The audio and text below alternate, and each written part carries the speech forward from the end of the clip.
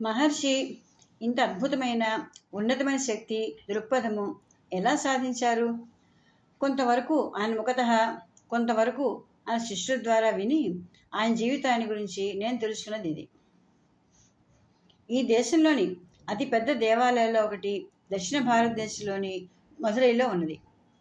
ఆ నగరానికి 30 మైళ్ళ దూరంలోని ఒక గ్రామంలో 1879లో మహర్షి జన్మించారు. సదాచార బ్రాహ్మణ వంశానికి చెంది న్యాయ సంబంధమైన వృత్తిలో ఉన్న ఆయన తండ్రి దయార్థ హృదయుడు. బీదవారికి, అభాగ్యులకు తిండి బట్ట విరివిగా సాయం చేసేవాడు. బాలుడైన రమణులు తన విద్యాభ్యాసం కోసం మధురై వెళ్ళి అక్కడ మిషనరీలు నడిపే ఒక పాఠశాలలో చేరి ఇంగ్లీష్ విద్య అభ్యసించాడు. ఆయన మొదట్లో ఆటలలో అమితాసక్తి కనబరిచేవారు. కుస్తీలు పట్టడం, ఈత ఆయన మరీ ఇష్టం. మత విషయాలన్నా, తత్వశాస్త్రం అన్నా ప్రత్యేక అభిమానం ఉండేది కాదు. అప్పటి వరకు ఆయనలో గమనించిన ప్రత్యేకత ఏమన్నా ఉంటే అది ఆయన ఉన్న నిద్రలో నడిచే అలవాటు. రెండోది, నిద్రలోకి చేరుకున్నాడంటే ఆయన లేపడం అసాధ్యం. దృఢమైన శరీరంతో బాక్సింగ్లో ఎప్పుడూ పైచే సాధించే ఆయనకి ఉన్న ఈ రెండు అలవాటు తెలిసిన సహాధ్యాయులు అప్పుడప్పుడు రాత్రిపూట గాఢనిద్రలో ఉన్న ఆయనని మైదానంలోకి నడిపించుకు వెళ్ళి ఆయనపై పిడిగుద్దులు కురిపించి తమకున్న కసి తీర్చుకొని మళ్ళీ తెచ్చి ఇంట్లో పడుకోబెట్టేవారట. ఆయన మాత్రం తెల్లవారు లేచినప్పుడు ఇవేమీ గుర్తు ఉండేవి కావు. నిద్ర గురించి తెలిసిన మానసిక శాస్త్రజ్ఞులు ఈ గాఢ నిద్ర అనే లక్షణం ఆయనలో అంతర్గతంగా ఉన్న మార్మిక ప్రకృతికి సూచన అని అంగీకరిస్తారనుకుంటాను. ఒకసారి మధురైకి వచ్చిన ఆయన బంధువు ఒకరు తాను అప్పుడే అరుణాచలం యాత్ర చేసి వస్తున్నానని చెప్పారు. అరుణాచలం అనే పేరు వినగానే రమణలో ఏదో చెప్పలేని దివ్య అనుభూతి కలిగింది. ఆ అరుణాచలం ఎక్కడ ఉందో తెలిసినప్పటి నుంచి ఆ దేవాలయం గురించి ఆలోచనలు ఆయన్ని వదలలేదు. దేశంలో ఇన్ని దేవాలయాలు ఉండగా ఒక అరుణాచలం మాత్రమే ఎందుకని తనలో ఇంత ఉత్తేజం కలిగిస్తుందో ఆయనకు అర్థం కాలేదు. మిషన్ స్కూల్లో చదువు సాగిస్తూ ఆయన తెలివైన వాడిగా పేరు సంపాదించినప్పటికీ చదువుల మీద ఆసక్తి చూపించలేదు. అయితే ఆయనకి 17 సంవత్సరాల వయసప్పుడు వెళ్ళిన ఒక అనుకోని సంఘటన ఆయన జీవిత గమనాన్ని మార్చివేసింది. అకస్మాత్తుగా ఆయన స్కూల్కి వెళ్ళటం మానేశాడు. చదువు మీద ధ్యాస వదిలేశాడు. ఆ సంఘటన గురించి తన ఉపాధ్యాయులకి, బంధువులకి ఎవ్వరికీ చెప్పలేదు. భవిష్యత్తులో తన లౌకిక వ్యవహారాలన్నిటి మీద ప్రభావం చూపే ఈ పని ఎందుకు చేశాడు? దాని సమాధానం ఇతరులకు అర్థం కాకపోయినా ఆయన మాత్రం స్పష్టంగా తెలుసు.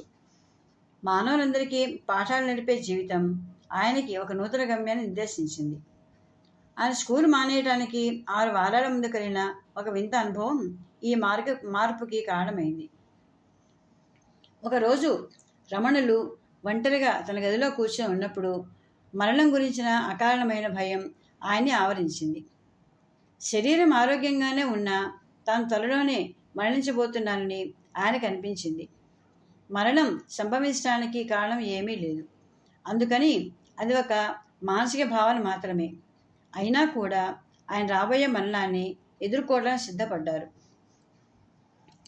మరణానుభూతిని గురించి ఆయన తన భావాల్ని ఈ విధంగా వివరించారు. నేల మీద పడుకొని నా అవయవాలన్నీ చలనరహితంగా ఉంచి నోరు కళ్ళు మూసుకొని క్రమంగా శ్వాసించడం కూడా ఆపేశాను. ఇప్పుడు నా శరీరం మరణించింది. దీని శ్మశానాన్ని తీసుకెళ్తారు. అక్కడిది బూడిద అవుతుంది. కానీ ఈ దేహంతో పాటు నేను మరణించినట్లేనా? అంటే ఈ శరీరమే నేనా? ఈ శరీరం ఇప్పుడు నిశ్శబ్దంగా శనం లేకుండా పడి ఉంది. అయినా నేను మాత్రం ఈ శరీరంతో సంబంధం లేకుండా చైతన్యంతో ఉన్నాను కదా అని ఆలోచించసాగాను. ఆ తర్వాత ఏమి జరిగిందో ఆయన తేలిగ్గానే వివరించినా మనం అర్థం చేసుకోవడం కష్టం. ఆయన గాఢమైన ధ్యానంలోకి వెళ్ళారు. ఆ ధ్యానంలో చైతన్యాన్ని మూలమైన ఆత్మ దర్శించగలిగారు. ఈ బాహ్య శరీరము, అంతర్గతంగా ఉండే నేను అనే చైతన్యము వేరని, మరణం అనేది శరీరానికే కానీ నేనుకి కాదని గ్రహించారు. ఆత్మ అనేది నిజంగానే ఉంటుందని, కానీ తనలోనే అంతర్గతంగా ఉన్న ఆత్మని తాను ఇన్నాళ్ళు గమనించలేని తెలుసుకున్నారు. ఈ అద్భుతమైన అనుభవం కలిగాక ఆయనలో ఊహించిన మార్పు వచ్చింది. చదువు, ఆటలు, స్నేహితులు అన్నిటి మీద ఆసక్తి నశించింది. ఆయన ధ్యాసంతా ఇప్పుడు అసంకల్పితంగా అనుభవంలోకి వచ్చిన ఆత్మానందం మీదే కేంద్రీకృతమైంది. మరణ భయం దూదిలాగా ఎగిరిపోయింది. అప్పుడు అనుభవంలోకి వచ్చిన అంతర్గత ప్రశాంతత, ఆధ్యాత్మిక శక్తి శాశ్వతంగా ఆయన వ్యక్తిత్వంలో ఇమిడిపోయింది. ఇది వరకు ఇతర బాలుర మాటలకి, చేష్టలకి తీవ్రంగా స్పందించే ఆయన అటువంటి వాటికి ప్రతిస్పందించడం మానేశారు. ఇతరులు తన ఎడల అన్యాయంగా ప్రవర్తించినా పట్టించుకోకుండా ప్రశాంతంగా ఉండే స్థితికి వచ్చారు.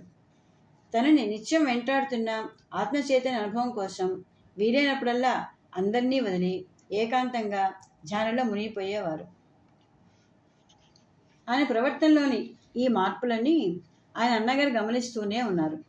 ఒకరోజు హోంవర్క్ చేయకుండా స్కూల్ పుస్తకాలు, కాగితాలు చిందరవందరగా పడేసి ధ్యానంలో మునిగిపోయిన రమణను చూసి ఆయన కోపం వచ్చింది. నీ వంటి వాడికి ఇక్కడ పనేమిటి? యోగిలా ఉండదలుచుకుంటే ఈ చదువులన్నీ ఎందుకు అని తమ్ముడిని గట్టిగా మందలించాడు. ఈ మాటలు రమణుల హృదయాన్ని సూటిగా తాకినాయి. ఆ మాటలో ఉన్న నిజాన్ని గ్రహించారు. స్థిరచిత్తంతో ఆలోచించారు. అప్పటికే ఆయన తండ్రి మరణించారు. బాబాయి, సోదరులు, తల్లి బాధ్యత తీసుకోగలరు. అందుకని తానక్కడే ఉండి సాధించగలిగించేది ఏమీ లేదు. అదే సమయంలో ఆయన మనసులో ఎక్కడో దాగి ఉండి సంవత్సర కాలం నుంచి ఆయన వెంటాడుతున్న అరుణాచలం అనే పేరు స్ఫురణకి వచ్చింది. అసంకల్పితంగా తక్షణమే అరుణాచలం వెళ్ళాలని ఆయన తీర్మానించుకున్నారు. దీన్ని వివరిస్తూ ఒకసారి మహర్షి నాతో ఇలా అన్నారు. ఈ ప్రదేశం నన్ను ఆకర్షించింది. నిన్ను బొంబాయి నుంచి ఇక్కడికి ఆకర్షించిన శక్తే నన్ను మధురై నుంచి ఇక్కడి లాక్కు వచ్చింది. వెంటనే తన అంతర్వాణి ప్రబోధంతో యువకుడైన రమణులు ఆధ్యాత్మిక అన్వేషణలో కుటుంబము, స్నేహితులు, స్కూలు, చదువు అన్నీ వదిలేసి అరుణాచలం దారి పట్టారు. వెళ్లే ముందు ఆయన తమిళంలో రాసిన చిన్న ఉత్తరం ఇప్పటికీ ఆశ్రమంలో భద్రంగా ఉంది. నా తండ్రి ఆదేశానుసారం ఆయన వెతుక్కుంటూ వెళుతున్నాను. ఒక మంచి లక్ష్యంతో చేసిన ప్రయత్నం ఇది. దీని జాడ తెలుసుకోవడానికి ఏ విధమైన ఖర్చు చేయనక్కర్లేదు. దీనికోసం ఎవరు దుఃఖించవద్దు. ఆ విధంగా జేబులో 3 రూపాయలతో బాహ్య ప్రపంచం గురించి ఏ విధమైన అవగాహన లేకుండా ఆయన తన యాత్ర మొదలుపెట్టారు. ఆ యాత్రలో జరిగిన కొన్ని అద్భుత విషయాలు, ఒక అదృశ్య శక్తి ఆయన్ని కాపాడుతూ దారి చూపుతూ వచ్చిన విషయాన్ని స్పష్టం చేస్తాయి. చివరికి తన గమ్యమైన అరుణాచలం చేరేసరికి ఆయన చేరే చిల్లిగవ్వ కూడా లేదు. పైగా అంతా కొత్త ప్రదేశం. అయినా కూడా తనదంటూ ఏమి మిగుల్చుకోకుండా సర్వము త్యజించాలనే వైరాగ్యం ఆయన దహించి వేస్తోంది. అందుకని తనదైనది ఏమీ మిగుల్చుకోకుండా దిగంబరంగా అరుణాచల ఆలయంలో కూర్చొని ధ్యానం ప్రారంభించారు. ఆలయ పూజారి ఒకరు ఈ దృశ్యం చూసి భరించలేక రమణుని కోపడ్డాడు. అయినా ఆయనలో చలనం లేదు. ఇది చూసి మిగిలిన పూజారులు వచ్చి బలవంతం చేస్తే చివరికి ఒక గోచి మాత్రం ధరించడానికి అంగీకరించారు. అప్పటి నుంచి ఈ రోజు వరకు ఆయన ధరించేది ఒక కౌపీనం మాత్రమే. రమణులు 6 నెలల పాటు ఎక్కడికి వెళ్లకుండా అరుణాచలేశ్వర ఆలయంలో వివిధ ప్రదేశాలలో ధ్యానం చేసుకుంటూ గడిపారు. ఆయన ప్రవర్తన చూసి చలించిన ఒక పూజారి తెచ్చి ఇచ్చే ప్రసాదం మాత్రమే తీసుకునేవారు. రోజంతా తీవ్ర ధ్యానంలో మునిగి ఉండే ఆయనకి చుట్టూ ఉన్న ప్రపంచం గురించిన స్పృహే ఉండేది కాదు. కొందరు మహమ్మదీయ యువకులు ఆయన మీద బురద చల్లి వెళ్ళినప్పుడు కూడా కొన్ని గంటల తర్వాత ధ్యానం ఆపే వరకు ఆయనకు ఆ విషయమే తెలియదు. ఆయన మనసులో వారి మీద ఏమీ కోపం కలగలేదు. ఆలయంలోకి నిరంతరంగా వచ్చే భక్తులు, యాత్రికుల వల్ల ఆయనకి తాను కోరుకునే ఏకాంతం లభించేది కాదు. అందుకని ఆలయాన్ని వదిలిపెట్టి పట్టణానికి కొద్ది దూరంలో ఒక ఏకాంత ప్రదేశంలో ఉండే చిన్న గుడిలో ప్రశాంతంగా ధ్యానం చేసుకునేవారు. అక్కడ సుమారు 1.5 సంవత్సరం ఉన్నారు. ఆ గుడికి వచ్చే భక్తులు ఇచ్చే ఆహారంతో తృప్తిపడేవారు. ఆ సమయంలో ఆయన ఎవరితోనూ మాట్లాడకుండా మౌనం పాటించేవారు. నిజానికి అరుణాచలం చేరిన 3 సంవత్సరాల వరకు ఆయన తన నోరు విప్పి మాట్లాడలేదు. ఆయన మౌనవ్రతం పెట్టుకోలేదు. కానీ తన యావశక్తిని ఆధ్యాత్మిక చింతనకే వినియోగించాలనే నిశ్చయమే దీనికి కారణం. ఆయన తన ఆధ్యాత్మిక లక్ష్యం చేరుకున్నాక ఈ విధంగా మౌనం అవలంబించాల్సిన అవసరం లేకపోయింది. అయినా తర్వాత రోజుల్లో కూడా ఆయన చాలా తక్కువగానే మాట్లాడేవారు. ఆయన తను ఎవరు అన్నది రహస్యంగానే ఉంచిన ఇంటిని వదిలిన 2 సంవత్సరాల తర్వాత ఆయన అరుణాచలంలో ఉన్న సంగతి తల్లి తెలిసింది. ఆవిడ తన పెద్ద కుమార్తెతో కలిసి అరుణాచలం వచ్చి ఇంటికి తిరిగి వచ్చేయమని కన్నీటితో రమణని ప్రాధేయపడింది. అయినా చెల్లించలేదు. కొడుకు తనను నిర్లక్ష్యం చేస్తున్నాడంటూ ఆవిడ కోపడ్డది. అప్పుడు ఆయన కాగితం మీద మానవులందరి జీవితాలు నియంత్రించే మహోన్నత శక్తి వేరే ఉన్నదని, అందుకని ఆమె ఏమి చేసినా తన నిర్ణయం మారదని రాసి చూపించారు. పరిస్థితి అర్థం చేసుకొని బాధపడ్డ మానేయమని సలహా ఇచ్చారు. చివరికి ఆవిడ ఆయన మొండి పట్టుదల ముందు తలవంచా తప్పలేదు. ఈ సంఘటనతో ప్రచారం లభించి తను చూడటానికి సందర్శకులు రావడం ప్రారంభించడంతో వారి నుంచి తప్పించుకోవడానికి ఆయన అరుణాచలం మీద ఉన్న ఒక కొండ గుహని తన నివాసంగా చేసుకున్నారు. ఆ గుహలోనే ఆయన చాలా సంవత్సరాలు ఉన్నారు. అరుణాచల పర్వతం మీద ఇంకా అనేక గుహలు ఉండేవి. అక్కడి గుహలలో ఇతర యోగులు మహనీయులు ఉండేవారు. రమణులు ఉండే గుహలోనే మరో గొప్ప యోగి సమాధి కూడా ఉంది. సాధారణంగా హిందువులలో మరణించిన శరీరాలను దహనం చేస్తారు. కానీ యోగ విద్యలో ఉన్నత స్థాయిని సాధించిన యోగులు కొన్ని వేల సంవత్సరాల వరకు కూడా ప్రాణశక్తిని నిలిపి ఉంచే అవకాశం ఉంది. కాబట్టి వారి శరీరాలు శిథిల చెందవు. అందుకని యోగుల విషయంలో దహనం నిషేధం. యోగులు మరణించినప్పుడు వారి శరీరాలకి స్నానం చేయించి లేపనాలు పూసి సమాధి భంగిమలోనే వారి భూమిలో పూడ్చిపెడతారు. అటువంటి సమాధి ప్రదేశాలు కాలక్రమంలో యాత్రా ప్రదేశాలుగా మారతాయి. ఇలా యోగుల శరీరాన్ని దహనం చేయకుండా ఖననం చేయడం చెప్పే మరో కారణం, ఈ యోగులు తమ జీవితకాలంలోనే పవిత్రులైనారు. కాబట్టి వారి శరీరాలని మిగతా వారిలాగా అగ్నితో పవిత్రం చేయాల్సిన అవసరం లేదు. యోగులకి మహనీయులకి గుహలు, అరణ్యాలు అభిమాన ప్రాంతాలుగా ఉండటం ఆశ్చర్యం కలిగిస్తుంది. ప్రాచీనులు గుహలలో దేవతలుంటారని నమ్మేవారు. పార్శ్వమత ప్రవక్త జొరాస్టర్ ఒక గుహలోనే తన ధ్యాన సాధన చేసేవారు. మహమ్మద్ ప్రవక్త కూడా కొండ గుహల్లోనే దివ్యానుభవాలు కలిగినాయి. భారతీయ యోగులు కూడా వాతావరణంలోని మార్పులని, ఉష్ణోగ్రతల్లోని మార్పులని తట్టుకోవడానికి అనువుగా ఉంటుందని తమ ధ్యానానికి గుహా ప్రదేశాలను ఎంచుకునేవారు. అంతేకాదు గుహలలో వెలుతురు, శబ్దాలు బాగా తక్కువగా ఉండి ధ్యానానికి అనుకూలిస్తాయి. గుహల వంటి నిశ్చల ప్రదేశాల్లో శ్వాసించడం వల్ల ఆకలి మందగించి శరీర పోషణ సులభమవుతుందని కూడా ఒక అభిప్రాయం ఉంది. ఇవన్నీ కాక రమణులని అరుణాచల పర్వతం వైపు ఆకర్షించిన విషయం ఇక్కడి అందమైన ప్రకృతి. ఆ గుహ పక్కనున్న పెద్ద స్థలం మీదకెక్కి చూస్తే కిందిగా తిరువణ్ణామలై పట్టణము, ఆ పట్టణానికి కేంద్ర స్థానంగా కనువిందు చేసే మహోన్నతమైన అరుణాచలేశ్వర దేవాలయము మనోహరంగా కనిపిస్తాయి. ఇంకా దూరంగా అందమైన కొండల వరుస ఈ మనోహర దృశ్యానికి సహజమైన నేపథ్యంగా అమిరి ఆ దృశ్యం మరింత శోభాయమానమవుతుంది.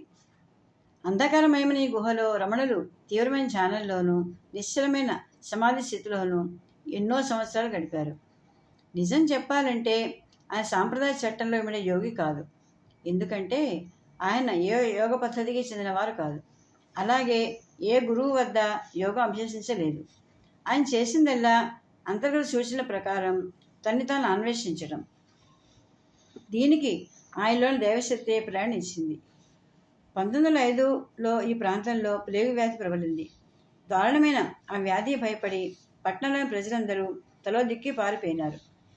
దగ్గరలోని అడవిలో ఉండే పులులు, చిరుతలు వచ్చి నిర్మానుష్యమైన ఈ పట్టణ వీధుల్లో తిరుగుతూ ఉండేవి. అడవి నుంచి పట్టణంలో వచ్చే దారిలో ఉన్న అరుణాచల పర్వత ప్రాంతంలో ఎన్నోసార్లు ఈ క్రూర జంతువులు వచ్చినా కూడా రమణులు ఈ పర్వత ప్రాంతాన్ని వదిలి వెళ్ళటానికి అంగీకరించలేదు. ఎప్పట్లాగే గుహలో ఉండి తన ధ్యానం కొనసాగించారు. కొంతకాలానికి రమణుల వద్దకు ఒక శిష్యుడు వచ్చి చేరాడు. ఆయన సేవ చేస్తూ సహకారం అందిస్తూ తను కూడా ఆ గుహలోనే ఉండేవాడు. ఆ శిష్యుడు మరణించాడు. కానీ ఆయన చెప్పిన ఒక కథను మిగిలిన శిష్యులు ఇప్పటికీ గుర్తు చేసుకుంటారు. ప్రతిరోజు రాత్రిపూట ఒక పెద్ద పులి గుహలో ఉన్న రమణుల వద్దకు వచ్చి ఆయన చేతిని నాకుతూ ఉండేదట. ఆయన కూడా దాని శరీరం నిమురుతూ సాంతన పరిచేవారట. ఆ విధంగా రాత్రంతా మహర్షి వద్ద గడిపి ఆ పెద్ద పులి సూర్యోదయ సమయంలో వెళ్ళిపోయేదట. అడవులలోనూ కొండల మీద విరివిగా ఉండే సింహాలు, పులులు, పాములు, ఇతర క్రూర మృగాలు యోగ సాధన ద్వారా శక్తులు సాధించిన యోగులకి ఏ హాని తలపెట్టవని భారతదేశంలో ప్రచారంలో ఉన్న నమ్మకాన్ని ఈ కథనం బలపరుస్తోంది. ఒకసారి రమణులు మధ్యాహ్నం పూట గుహ ముందు కూర్చొని ఉన్నప్పుడు ఒక పెద్ద తాచుపాము ఆయన దగ్గర వచ్చి పడగెత్తి ఆయన వెంకే చూస్తూ ఉన్నదట. ఆయన ఏమాత్రం చలించలేదు. అలా ఒకరి కళ్ళలోకి మరొకరు చూసుకుంటూ మహర్షి, ఆ సర్పము స్థిరంగా ఉన్నారు. అలా కొన్ని నిమిషాలు గడిచాక కాటు వేసేటంత దగ్గరలోనే ఉన్న ఆ పాము ఏమీ చేయకుండా మెల్లిగా తలదించుకొని వెళ్ళిపోయిందట. ఎడతగిన ధ్యానంతోనూ ఏకాంత సాధనతోనూ తల్లి తాను అన్వేషించుకునే ప్రయత్నంలో సాఫల్యం సాధించడంతో ఈ యువయోగి జీవితంలోని ఒక ముఖ్యమైన ఘట్టం పరిసమాప్తమైంది.